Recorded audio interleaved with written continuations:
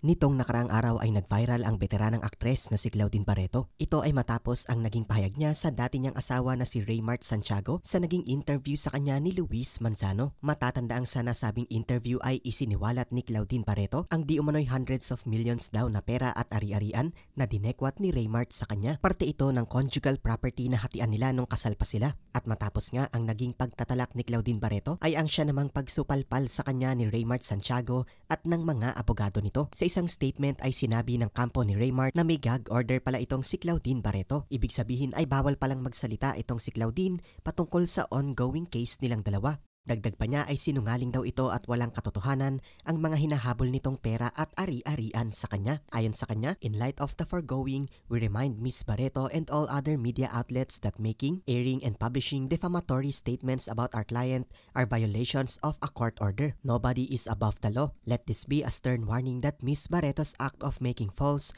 malicious, and defamatory statements about our client are flagrant violations of the gag order issued by the court where the nullity proceedings are pending. We will ensure that all legal actions will be taken to protect our client's rights. The truth regarding the matter will come to light in the proper forum. Ikinasal sina Claudine Barreto at Raymart Santiago noong 2004. Naghiwalay sila noong 2013 matapos ang akusasyon ng bawat kampo ng domestic violence. Ayon kay Claudine, binubugbog daw siya ni Raymart noon. Pero ayon naman kay Raymart, si Claudine daw ang bayolente sa kanilang naging relasyon. Matatandaang may mga witness pa noon si Raymart Santiago, including Gretchen Barreto na kapatid ni Claudine. Sa ngayon ay hindi pa nagbibigay ng pahayag si Claudine Barreto patungkol sa statement ni Raymart Santiago.